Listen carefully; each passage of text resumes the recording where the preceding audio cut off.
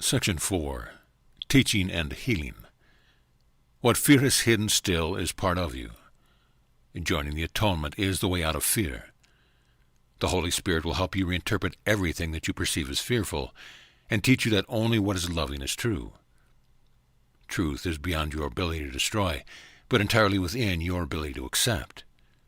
It belongs to you because, as an extension of God, you created it with Him. It is yours because it is part of you, just as you are part of God because He created you. Nothing that is good can be lost because it comes from the Holy Spirit, the voice for creation. Nothing that is not good was ever created and therefore cannot be protected. The atonement is the guarantee of the safety of the kingdom, and the union of the sonship is its protection. The ego cannot prevail against the kingdom because the sonship is united. In the presence of those who hear the Holy Spirit's call to be as one, the ego fades away and it is undone. What the ego makes, it keeps to itself, and so it is without strength. Its existence is unshared.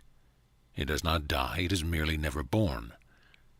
Physical birth is not a beginning, it is not a continuing. Everything that continues has already been born. It will increase as you are willing to return the unhealed part of your mind to the higher part, returning it undivided to creation. I have come to give you the foundation so your own thought can make you really free. You have carried the burden of unshared ideas that are too weak to increase, but having made them, you did not realize how to undo them. You cannot cancel out your past errors alone.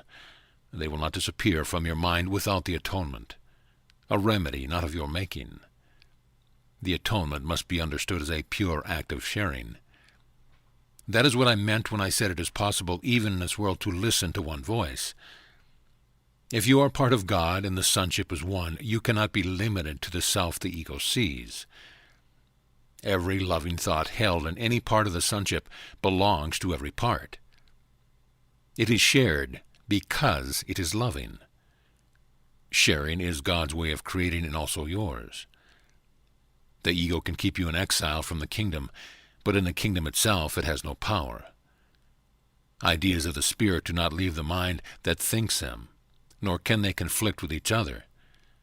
However, ideas of the ego can conflict because they occur at different levels and also include opposite thoughts at the same level. It is impossible to share opposing thoughts. You can share only the thoughts that are of God and that He keeps for you. And of such is the kingdom of heaven. The rest remains with you until the Holy Spirit has reinterpreted them in the light of the kingdom, making them too worthy of being shared. When they have been sufficiently purified, He lets you give them away. The decision to share them is their purification. I heard one voice because I understood that I could not atone for myself alone. Listening to one voice implies a decision to share it in order to hear it yourself. The mind that was in me is still irresistibly drawn to every mind created by God, because God's wholeness is the wholeness of His Son. You cannot be hurt and do not want to show your brother anything except your wholeness. Show him that he cannot hurt you and hold nothing against you, or you hold it against yourself. This is the meaning of turning the other cheek. Teaching is done in many ways, above all by example. Teaching should be healing, because it is the sharing of ideas and the recognition that to share ideas is to strengthen them. I cannot forget my need to teach what I have learned, which arose in me because I learned it. I call upon you to teach what you have learned because by so doing you can depend upon it. Make it dependable in my name because my name is the name of God's Son. What I learned I give you freely, and the mind that was in me rejoices as you choose to hear it. The Holy Spirit atones in all of us by undoing, and thus lifts the burden you have placed in your mind.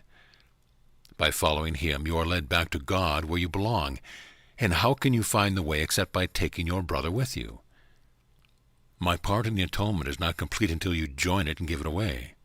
As you teach, so shall you learn. I will never leave you or forsake you, because to forsake you would be to forsake myself and God who created me.